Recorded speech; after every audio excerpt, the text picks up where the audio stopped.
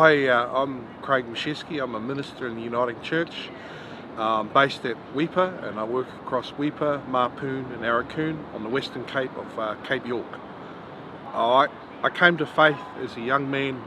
I was a stockman and I was working on a cattle property in Northern Territory called Mount Doreen Station, just across the road from Yuendamu on Walpuri land, and I had an encounter with God in the bush there, and in that moment I realised that I was called to service, and from that day on I committed myself to caring for people and serving God and just doing what I could to love people.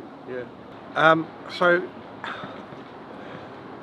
I've been in the Uniting Church for 31 years, and it's been a really positive experience for me because I'm how would you explain me? I'm a bit different. I'm a bipolar person, and and I don't come from a church culture, and so I didn't know all the church language and the way of doing things that, like they got a particular way of talking and stuff like that. I didn't know any of that stuff, and it still doesn't resonate with me.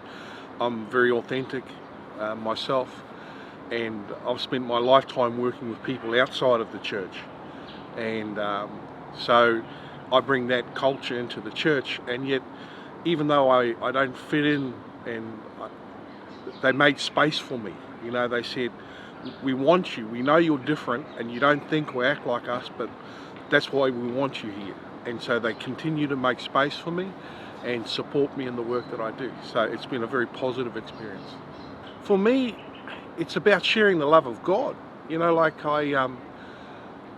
Like doing church services. I do a lot of work with people with addictions, and the way I run my programs, I do a lot of meditation and prayer and sitting and listening and sharing, and it's very intimate, and I find that very rewarding.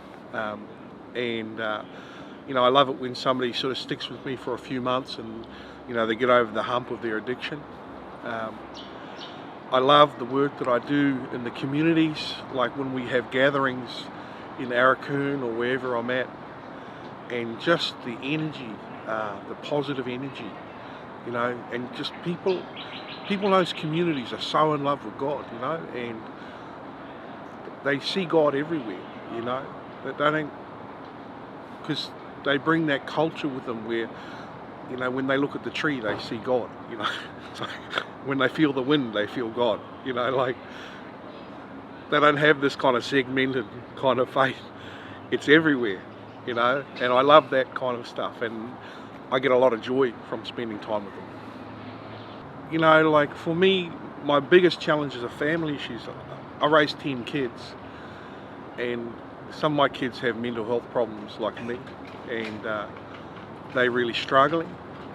Like I'm working with my eldest daughter, one of her kids who's having a real hard time, and I spend a lot of time sitting up at night just praying about that and worrying about that.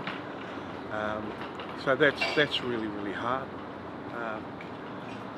But I guess I worry for Arakoon. Like it's full of the most wonderful and beautiful people, but there's a lot of brokenness in there, and sometimes that brokenness explodes onto the streets, and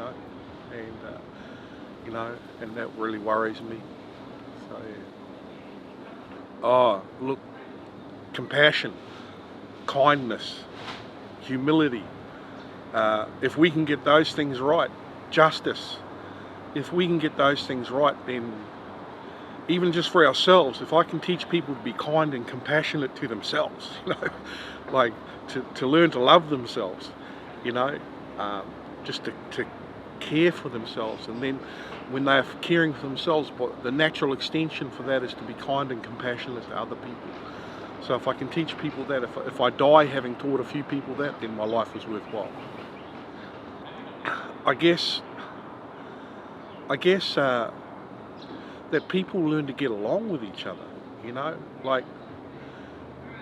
too many people live their lives like this. They want to be over on other people, because they're afraid or they want to control.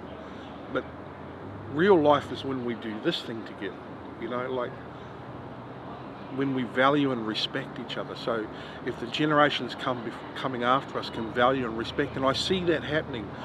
Like, this is a silly thing, but you know, the young fellas get up and they say, you know, my name's Jill, and my personal pronoun is she, her, you know.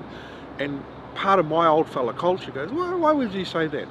But then part of me, when I think about it, I go, that's because they're respecting other people, you know. Like, that's actually a sign that people are taking each other seriously, and I think that's a really healthy sign that they're moving in the right directions.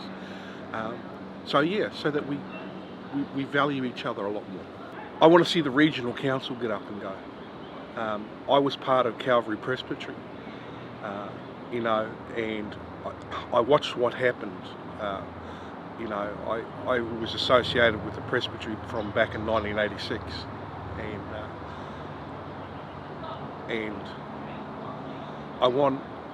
I really feel in my heart that we're birthing something new here, you know, something that can take,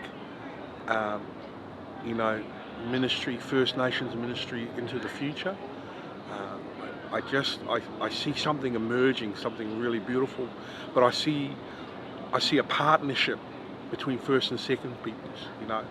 I see, you know, the First Peoples kind of leading the way and saying, this is how we do things, and I see the Second Peoples saying, how can we help you? You tell us what you need from us, and how can we care for each other in this process. So that's what I'm here for. I want to see that happen.